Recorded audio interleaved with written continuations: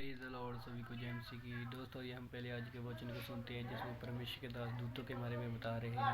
थोड़े दिन पहले मैंने आपको बताया था कि मैंने अपने रूम में एक स्वर्गदूत को देखा और अभी आप सेवकाई में चेंज को पाओगे। आमीन। कितनों को याद है?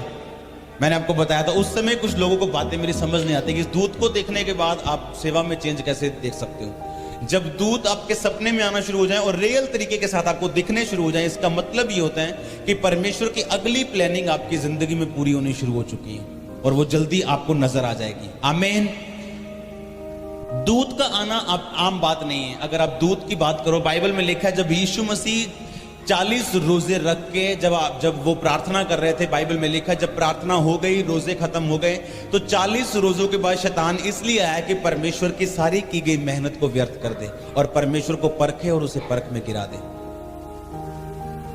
आप महसूस करते हो कि 40 रोजों के बाद, अगर प्रार्थना करने के बाद, एक बड़ी परमेश्वर से सामर्थ्य लेने के बाद, अगर शैतान परमेश्वर को परखने के लिए आ सकता तो आप और मैं क्या हैं? वो परमेश्वर को इसलिए परखने के लिए आया कि जो मेहनत यीशु मसीह ने की है, 40 दिन रात के रोजे और उसके बाद पिता के साथ इतना 30 सालों का जो संबंध यीशु मसीह का पिता के साथ रहा है, और अब परमेश्वर इसे इस्तेमाल करने वाले हैं। एक बात को याद रखना, जब आपकी जिंदगी में प्रॉब्लम पीक लेवल पे चली जाए, हाई लेवल पे चली जाए, समझो उसका हल नजदीक आ चुके हैं। आमीन।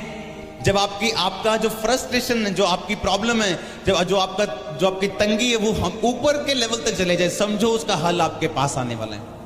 आमीन। अगर आप यीशु मसीह के जीवन को देखो तो परमेश्वर उस समय शैतान उनके मन में ये शैतान शक से आता है, अपने पड़ोसी को बोलो, और परमेश्वर विश्वास से आते हैं। जहां शक होगा वहां शैतान होगा। आमीन। अगर आप ध्यान से बाइबल को स्टडी करें तो आपको समझ आएगी, अगर शक आपकी जिंदगी में एंटर कर रहा है तो इसका मतलब शैतान आपकी जिंदगी में काम करने की कोशिश कर रहे हैं। अगर आप अपनी आत्मिक आंखों से नहीं, अपने शरीर की आंखों से देखें, अगर 40 दिन रात के रोजे रखने, 40 दिन रात कुछ ना खाने के बाद एक व्यक्ति जिंदा नहीं रह सकता, लेकिन यीशु मसीह जिंदा थे 40 दिन रात के रोजों के बाद भी, और लेकिन फिर भी यीशु मसीह ने आकाश से परमेश्वर की आवाज को सुना। इससे बड़ा चमत्कार मेरे को नहीं पता कि बाइबल में अगर कोई है तो।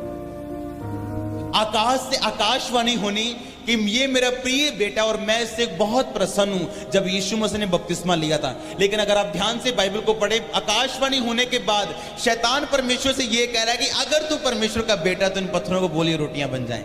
तो क्या परमेश्वर को यकीन नहीं था कि वो परमेश्वर का पुत्र है या नहीं?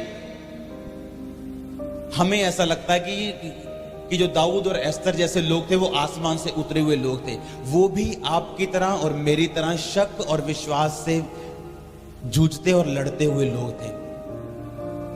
अगर यीशु मसीह को ये बात 100% फेथ था तो शैतान ने उन्हें परखने की कोशिश क्यों की कि अगर तू परमेश्वर का बेटा है तो ये पत्थरों को बोल रोटियां बन जाए। अगर तू परमेश्वर का बेटा है, शैतान ने यीशु मसीह के दिल में भी ये शक डालने की कोशिश की कि तू परमेश्वर का अगर बेटा है तो इन पत्थरों को रोटियां बना।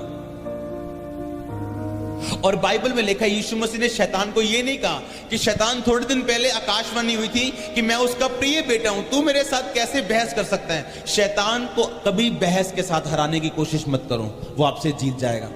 अगर आपकी जिंदगी में वचन नहीं है तो आपकी जिंदगी में कुछ भी नहीं है।